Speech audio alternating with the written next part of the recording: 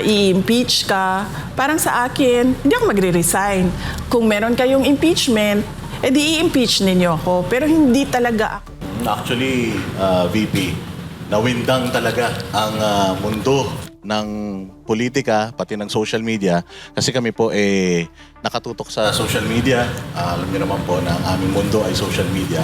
Talaga namang trending na trending yon. And nung nagsisimula nga po yung inyong speech, parang iniisip ng tao, magre-resign yata kayo. Kasi yung setup, wala yung OVP seal. Tapos nakaitim na itim kayo, parang nagluluksa kayo nung inyong nilahad yung inyong or nilabas yung inyong speech. Ano po bang reason bakit ganon? Bakit parang hindi siya official na may seal ng OVP?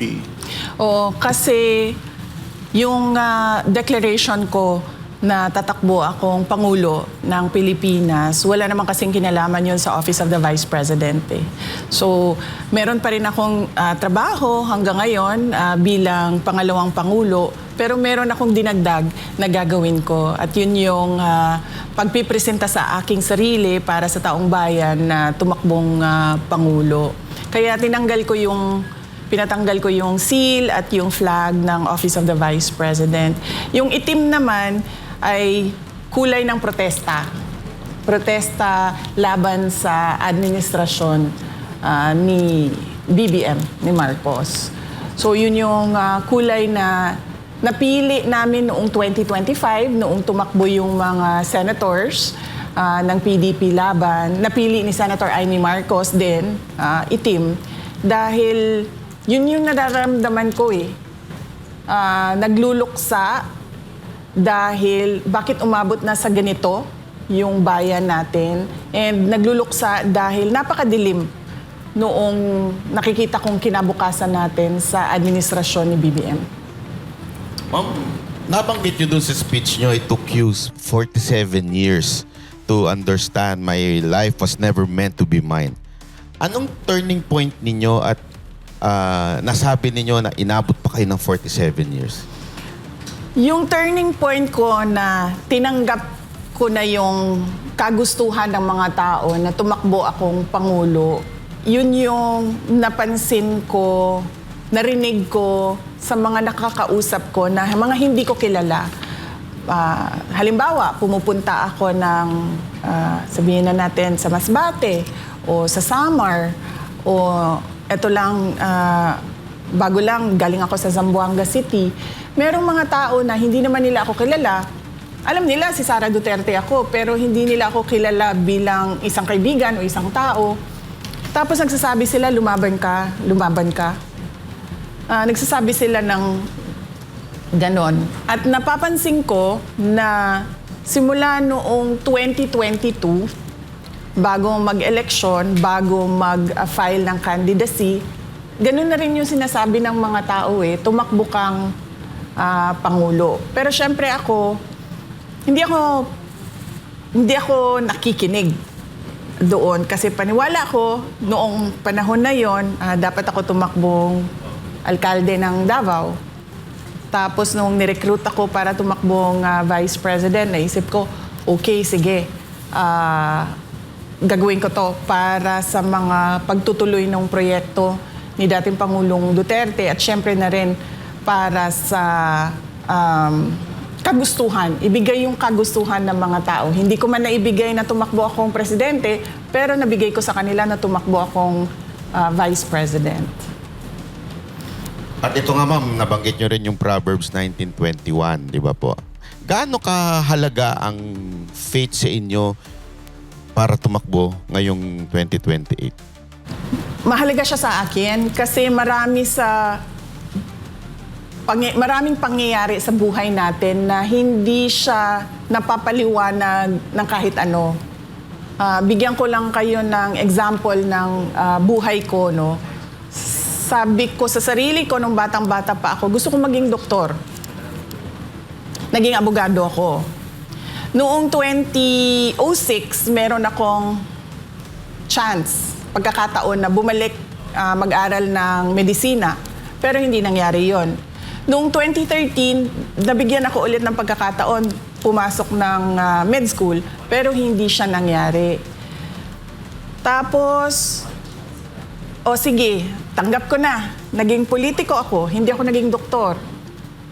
Gusto ko maging 3 consecutive terms na mayor. Para sa akin, napakalaking achievement nun, napakalaking accomplishment nun bilang isang politician. Sunod-sunod, 9 years kang iboboto ng mga tao pabalik sa isang opisina. Tapos, hindi man nasunod yun. Naging 1-term mayor ako. Tapos binigyan ako ng pagkakataon na tumakbo for Congress. Hindi din ako tumakbo kasi ayaw ko din. Pero sabi ng mga tao, tumakbo ka ng member of the House of Representatives. Sabi ko, ayaw ko. Babalik na lang ako sa law office. Magiging abogado na lang ako. Tapos nung 2016, kung maalala ninyo, naghahabulan kami ni Pangulong Duterte kasi sinasabi niya, hindi ako makatakbo kasi yung anak ko ayaw tumakbong mayor ng Davao City. Sabi niya, wala akong ibang pinagkakatiwalaan na tatakbong mayor. So sabi ko noon, ayaw ko. And then nung nakita ko na gusto ng mga tao na tumakbo siyang Pangulo, nagparaya ako. Sabi ko, sige, babalik akong mayor. 2016. Noong 2019, tinatanong naman na ako, tumakbo kang senator. Sabi ko, ayaw ko. Gusto ko mag-mayor kasi gusto ko 3 terms. Tuloy-tuloy yun.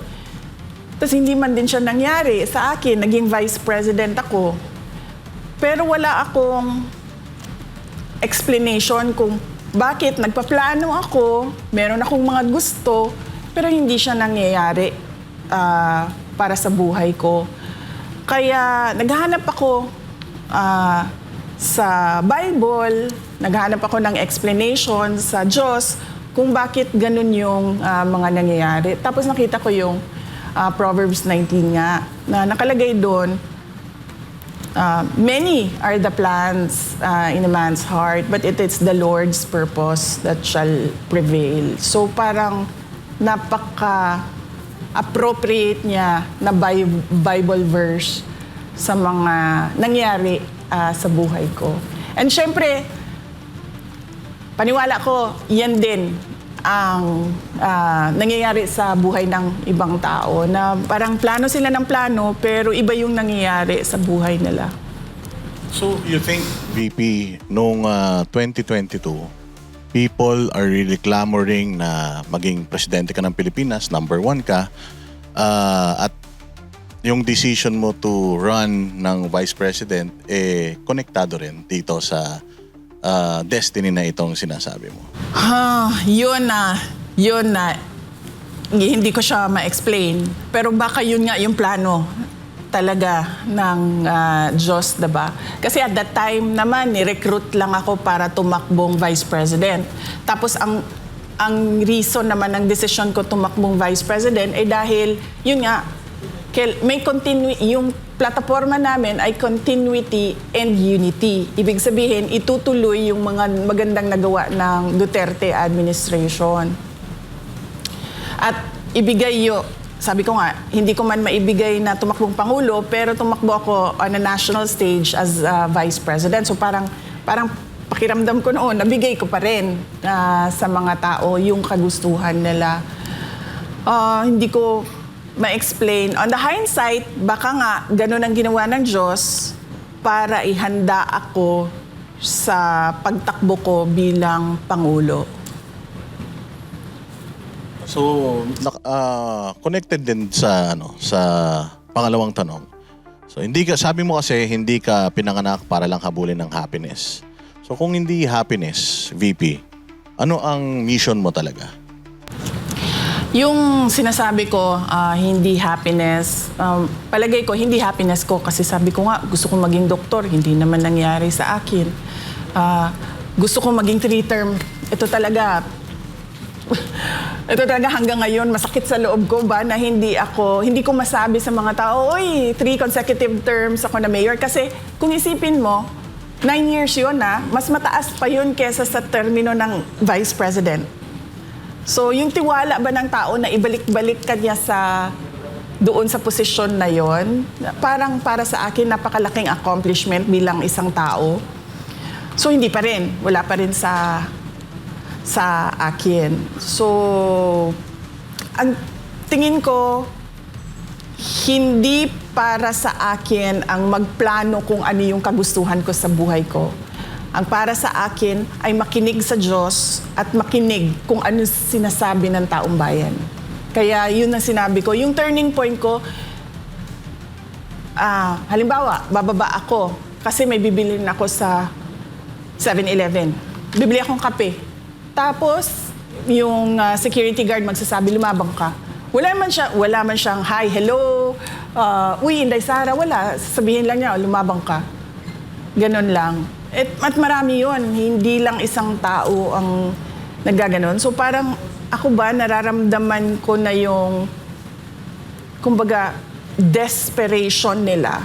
Kasi namimilit na sila ng isang tao na nagsasabi din na ayaw ko yung buhay ng politiko. So parang ako, 47 years akong ganyan.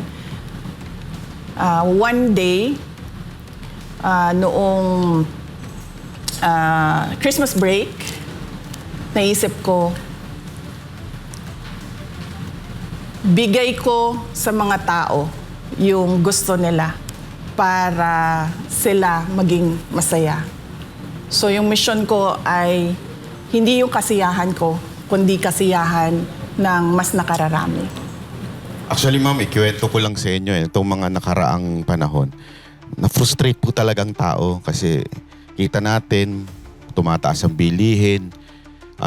Alam na natin, most corrupt yung 2025 budget. Tapos inulit pa ngayon 2026. Lahat ng tao, tapos nagrarally, pero wala naman nangyayari. Talagang frustrated na. May point na nga sa kanila na ayaw na nila makialam sa politika dahil grabe. Kaya nung nag-announce po kayo, tuwan-tuwa talagang mga tao. Nabuhayan, parang salamat, may aayos na sa Pilipinas. Meron po ba sa part sa buhay ninyo, since pagtungtong ninyo, hindi tinuloy yung supposedly continuity, tapos inaraw-araw pa kayong banatan, meron po bang part sa buhay nyo na parang, ayoko na, suko na ako? Wala. Dito sa pagiging vice president, walang nangyari na ganun sa akin. Kasi ang pinanghahawakan ko, yung bumoto sa akin yung 32 million na mga Pilipino na bumoto sa akin, na kapag sumuko ako, parang sila yung sumuko, parang napahiya sila. So, hindi ko gagawin yon. Kaya ako, noong binabanatan na ako, hanggang ngayon binabanatan pa rin ako, hindi talaga ako susuko. Kaya nga, di ba, yung iba sabi nila na magre-resign na ito or i-impeach ka. Parang sa akin, hindi ako magre-resign. Kung meron kayong impeachment, edi i-impeach ninyo ako. Pero hindi talaga ako aalis kung saan ako nilagay ng mga tao kasi tiwala nila yung binigay nila sa akin. So, in consideration, yung issue ng pamilya, hindi ba kayo nababahala doon na sa deklarasyon nyo na ito, pwedeng mawalan kayo ng time with your family? Yung nakakaalam lang na mag-a-announce ako noong Miyerkules ay yung nag-edit ng Tagalog sa speech. Kasi hindi ako native Tagalog speaker, so medyo hirap ako mag-compose ng sentences sa Tagalog. Inedit niya yung speech ko. Siya, nakakaalam siya. Pangalawa, yung husband ko, si Manases, at yung mga anak namin. Kasi sinabihan ko na sila na tatakbo akong Pangulo. Lalo na yung mga bata, tinanong ko sila, may mga iniisip ba kayo? May worries ba kayo? May concerns ba kayo? May mga tanong ba kayo sa akin? Tapos binigyan ko sila ng mga ilang araw Tapos binalikan ko sila, sabi ko, may tanong na ba kayo? Tapos pinag-usapan namin. Tapos binasa ko sa kanila yung speech noong Martes ng gabi. Binasa ko sa kanila yung speech at tinanong ko na naman sila ulit, meron ba kayong tanong? Sasabihin ko bukas. So alam na nila. At nasanay na rin sila sa nakaraan na 2.5 years na vice president ako na ano talaga, minsan nandyan, minsan wala. Tapos dumagdag pa yung nangyari kay dating Pangulong Rodrigo Duterte. So parang naka-adjust na yung mga anak ko sa trabaho ko. At paniwala ko, hindi na rin, kasi mas mature na sila ngayon, tumanda na yung mga bata simula noong 2022. So paniwala ko, may iintindihan na nila kung ano yung mga kailangan ko gawin para sa bayan. So, ibig sabihin po pala, walang nakakaalam na ibang politiko or any supporter, funder. Talagang sarili niyong desisyon nito dahil sa panawagan ng taong bayan sa inyo? Oo, walang kahit mga kapatid ko. Yung mama ko, sinabihan ko siya. Kaso hindi niya ata kasi naintindihan. Nagagawin ko na ngayon. Yun. Sinabihan ko siya, hindi para magpaalam, kundi para lang ma-inform siya. Pero yung nakakaalam talaga nung detalye, yung mga anak ko, tsaka yung asawa ko, tsaka yung nag-edit ng Tagalog sa speech.